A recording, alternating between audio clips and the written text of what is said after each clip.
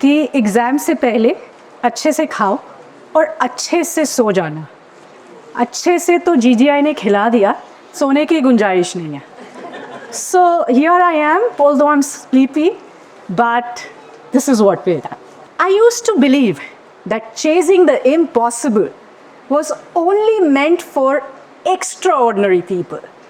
People who were braver, people who were stronger, people who were smarter, or probably taller than me. But then I realized impossible only begins when ordinary people like us take that one extraordinary step. And that realization forced me to ask myself this question: if not now, then when? So a few years ago, I was living a life which many of you would consider it as a dream life. A decent paying corporate job, a beautiful home nestled in the hearts of Sydney, one of the most vibrant cities of the world. A life woven with comfort, balance, and abundance. Every morning I used to cross the Sydney Harbour Bridge with opera shining right behind me. What a beautiful life. Weekends were for beaches and brunches with friends and family and lots of laughter. Life on a piece of paper was absolutely perfect. But deep within, I felt empty. The truth was that I missed something that money and titles could not buy. The fulfillment that comes with a purpose. I also missed my family. I missed the liveliness of the festivals back home and the conversations that ran beyond, how was your weekend? And the thought, I wish my little one would grow up in a country to where he belongs. Every night, a voice used to whisper in my ear, is this what you're really meant for? Are you really meant to exist in this safe routine? The answer was truly no. Because deep within I knew I wasn't meant to fit in just a safe routine. I was meant to create, contribute in a much bigger way. But if I had to do this, I had to leave that beautiful life of Sydney Opera and Darling Harbour and make a choice of moving to another one. Scary, terrifying.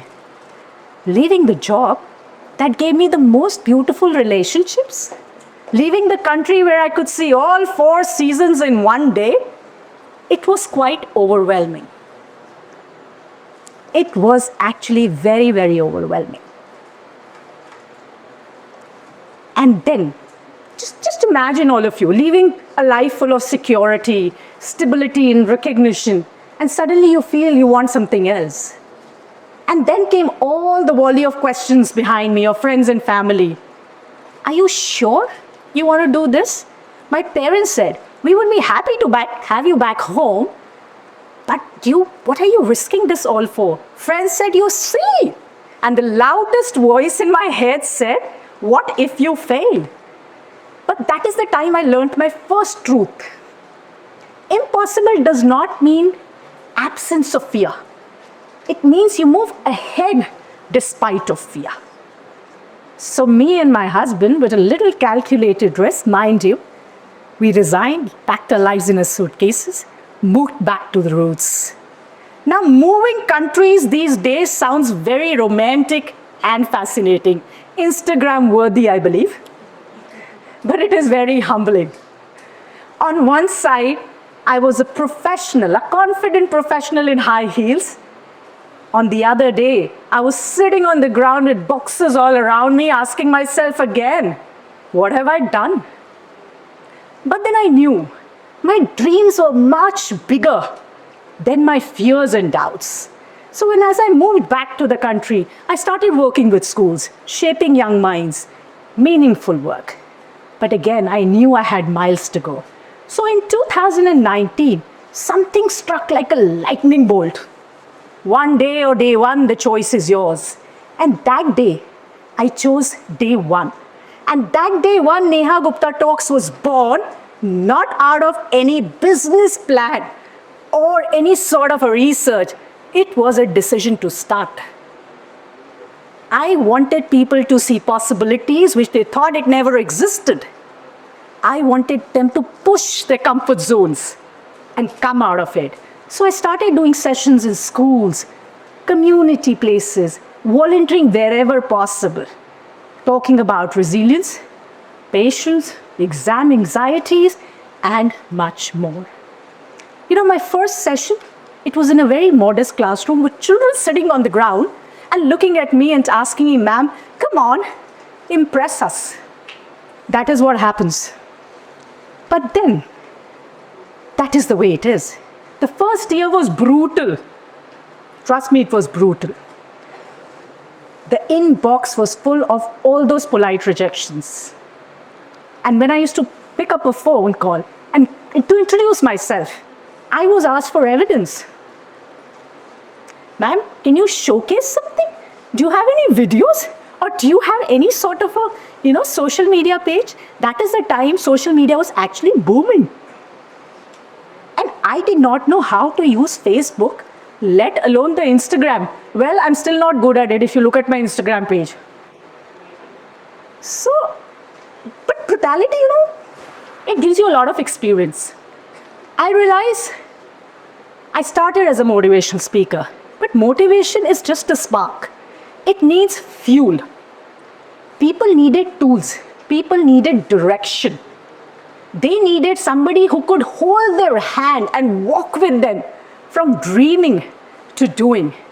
So I expanded. I expanded into career guidance and personal branding. And I cannot forget the day I planned to do a workshop to tell people what I do, how I do, and what I do. And I put my heart and soul into it. What happened? I wasn't expecting a room full like this. I was expecting a handful.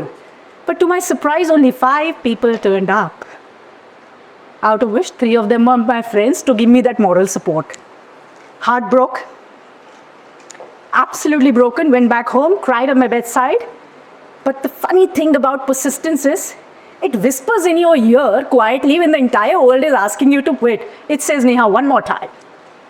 So I did another workshop a few months later. And towards the end of it, a young lady came up to me and she said, "Ma'am, this is going to change my life." And that is the time I learned that it's not about how many lives you reach. It's about that one person you have an impact on. And that is what is necessary. 2020, disastrous year for all of us, I believe, right? Didn't know tech, adapted. The first few sessions, absolutely a mess. Didn't know how to share slides on the Google Meet. And the soundtrack was my child's laughter at the back. But people stayed because the need for connectivity was much higher that year. And I reached out to a large number of people that year.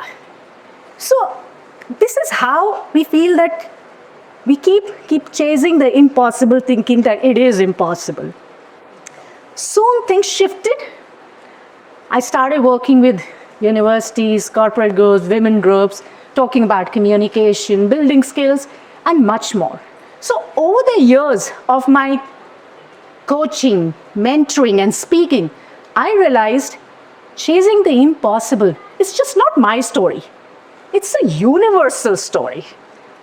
Only there are a lot of people, I felt that once they thought that their dream was too big, until they discovered that their dream wasn't too big. It was their faith that was too small, as ma'am you mentioned. So this reminds me of 2 students of mine, one of the MBA girl.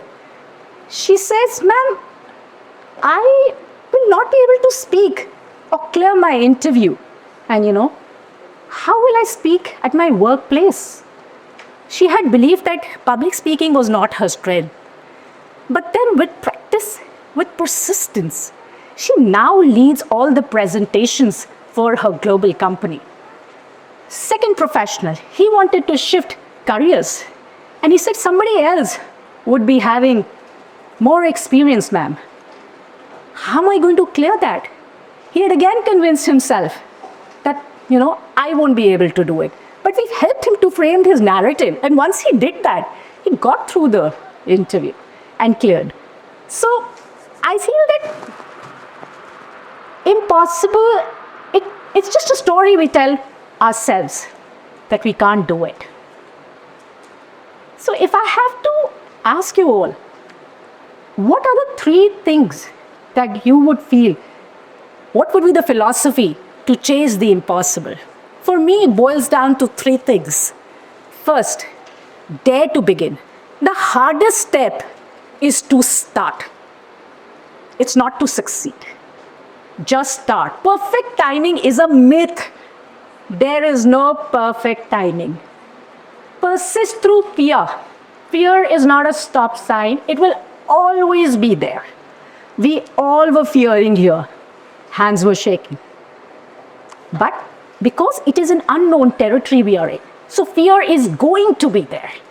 Rewrite your narrative. When I say rewrite your narrative, don't believe all the limits that people are putting it on you.